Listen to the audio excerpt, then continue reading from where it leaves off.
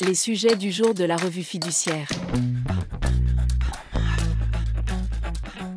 Premier sujet de notre JT. Télédéclaration. Un décret du 24 juin 2020 prévoyait la mise en place d'une obligation de télédéclaration pour les dons manuels, les dons de sommes d'argent, les successions et les cessions de droits sociaux de manière progressive et, au plus tard, à une date butoir fixée au 1er juillet 2025. Il instaurait aussi une obligation de télérèglement des droits dus à l'occasion de ces déclarations. Ce décret de 2020 a été abrogé. L'utilisation d'une déclaration papier reste donc, pour le moment, possible pour les contribuables qui le souhaitent. Deuxième sujet de notre JT. Baromètre TPE-PME, des dirigeants incertains mais résilients.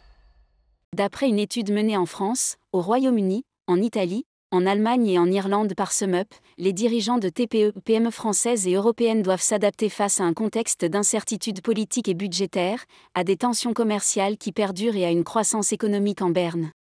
Les tensions commerciales se traduisent en France par une hausse des coûts logistiques et matériels pour 41,6% des sondés. Des délais de livraison plus longs pour 18,8%. Moins de diversité dans les produits proposés pour 16,8%.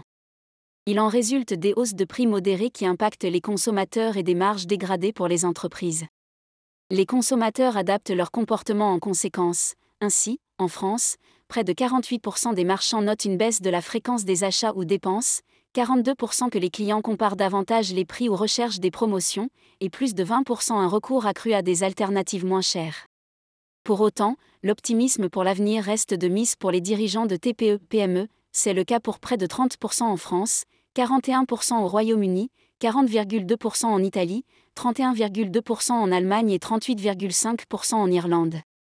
En France, ils fondent leur stratégie sur 3 axes: lancement de nouveaux produits ou services 25,7%, renforcement du marketing ou de la fidélisation 23,5% et accélération sur les canaux de vente numérique 18,4%.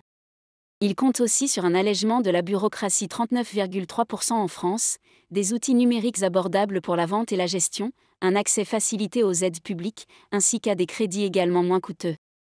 Quant à l'usage de l'IA, il reste marginal, 5 dirigeants français sur 10 ne prévoient pas de l'intégrer dans un avenir proche. Troisième sujet de notre JT. Cotisation AGS fixée à 0,25% au 1er juillet 2025. Le 26 juin 2025, le conseil d'administration de l'AGS a décidé de maintenir le taux de sa cotisation à 0,25% au 1er juillet 2025. Ce taux s'applique donc depuis le 1er juillet 2024. Pour rappel, il s'agit d'une cotisation qui est à la charge exclusive de l'employeur et qui est due dans la limite de 4 plafonds de la sécurité sociale.